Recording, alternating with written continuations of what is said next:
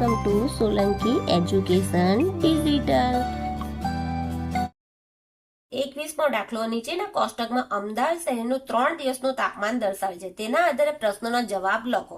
અહીંયા વાર આવ્યો છે સોમવાર, મંગળવાર, બુધવાર। અહીં મહત્તમ એટલે વધારેમાં વધારે, અહીંયા આટલું તાપમાન છે, અને ન્યૂનતમ એટલે ઓછામાં ઓછું આટલું।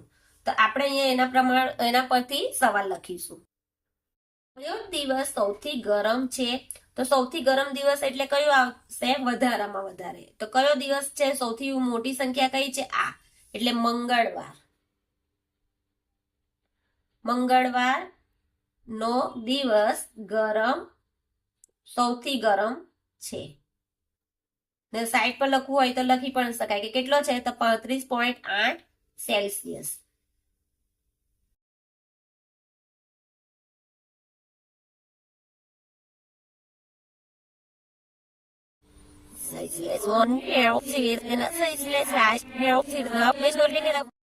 તો આપણે મહત્તમ કેટલું છે? 35.4 સેલ્સિયસ ઓછા 23.9 સેલ્સિયસ। તો 4 માંથી 9 ન જાય એટલે 10 લઈશું, અને 1 આપ્યો। 5 માંથી 1 ગયો તો કેટલા થયા? 4।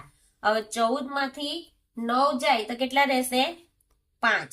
અને 4 માંથી 3 જાય તો 1, 3 માંથી 2 જાય તો 1, અને પોઈન્ટ નીચે પોઈન્ટ, એટલે જવાબ લખીશું માટે 11.5 સેલ્સિયસ।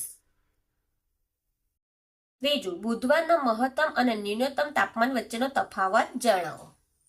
બુધવારે કેટલા આપ્યા છે? 35.7 સેલ્સિયસ અને 23.6 ન્યૂનતમ સેલ્સિયસ છે।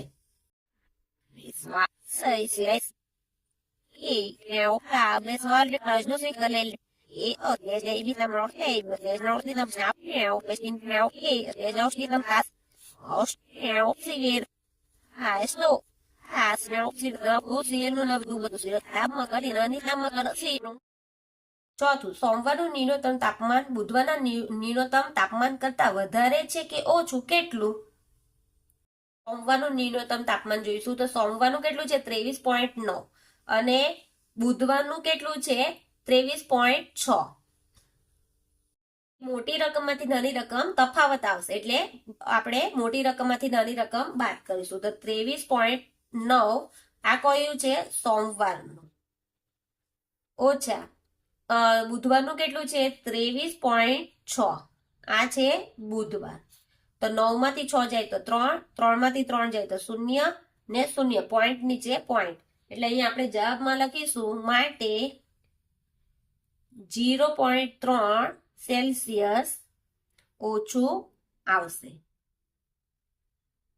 0.3 સેલ્સિયસ વધારે થશે।